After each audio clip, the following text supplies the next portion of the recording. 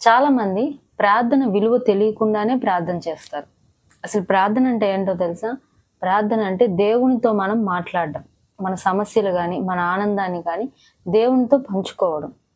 ఉదాహరణకి మనకేదైనా ల్యాండ్ సమస్య వచ్చిందనుకోండి, ఏ పొలిటీషియన్ దగ్గరికో లేదా కలెక్టర్ దగ్గరికో ఎళ్లి మన సమస్య పరిష్కారం కొరకు అడుగుతాం. వాళ్ళకి చెప్పిన తర్వాత ఏమనిపించిద్దంటే కొంచెం హమ్మయ్య! అయిపోయిద్దేమోలే అని అనుకుంటాం. ఒక్కొక్కసారి ఆ పనులు అవ్వవు. నిజంగా మీ లైఫ్‌లో ఒక విషయం గుర్తుపెట్టుకోండి. ఏ అధికారికైనా మీ సమస్య చెప్పినప్పుడు ఆ సమస్య తీరుతుందో లేదో నాకు తెలీదు.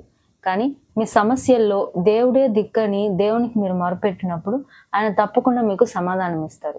ఎందుకంటే ఆయన ఇర్మీయా గ్రంథం 33వ అధ్యాయం 3వ వచనంలో ముందుగానే మీరు నాకు మొరపెట్టినప్పుడు నేను మీకు ఉత్తరం ఇస్తానని మాటిచ్చారు. అంటే దేవుడు ఒకసారి మాటిస్తే ఆయన తప్పకుండా ఆ మాట మీద నిలబడతారు. యోసేపు గారి జీవితాన్నే చూడండి. యోసేపు గారి జీవితంలో సమస్య పైన సమస్యలు. కానీ ఆ సమస్యలన్నిట్లో కూడా యోసేపు దేవుని శరణొచ్చినప్పుడు యోసేపుకు దేవుడు తోడుగా ఉన్నాడు. కానీ ఇక్కడ మీరు ఒక విషయం గుర్తుపెట్టుకోవాలి. దేవుడు యోసేపుకి ఎందుకు సహాయం చేశాడంటే దేవుడు యోసేపు మనసు చూశారు. యోసేపు మనసు ఎలా ఉంది?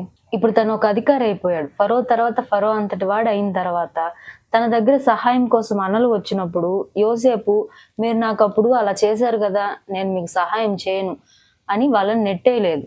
వచ్చిన ఆ అన్నలని, అన్న కుటుంబాన్ని చేరదీశాడు. అది యోసేపు మనసు. యోసేపు మనసును బట్టి దేవుడు యోసేపు ప్రార్థన అంగీకరించాడు. యోసేపుకు కావలసిన సమాధానం ఇచ్చాడు. యోసేపు మనసు వంటి మనసు మనకు కూడా ఉంటే దేవుడు తప్పకుండా మన ప్రార్థనలు వింటారు. మన ప్రార్థనలకి కావలసిన సమాధానాన్ని తగిన సమయంలో ఇస్తాడు. చాలా మంది ప్రార్థన చేసిన వెంటనే సమాధానం కావాలనుకుంటారు. ప్రార్థన చేసిన వెంటనే ఆ పని జరిగిపోవాలని అనుకుంటారు. కాదు, దేవుడు మీ నిరీక్షణ చూస్తాడు. దేవుని పైన మీకు ఎంత నమ్మకం ఉందో చూస్తాడు. కొన్నిసార్లు సమస్య ఆలస్యం కావచ్చు, కానీ ప్రార్థన ద్వారా దేవుడు మీ మనసులో ఆదరణ కలిగిస్తాడు.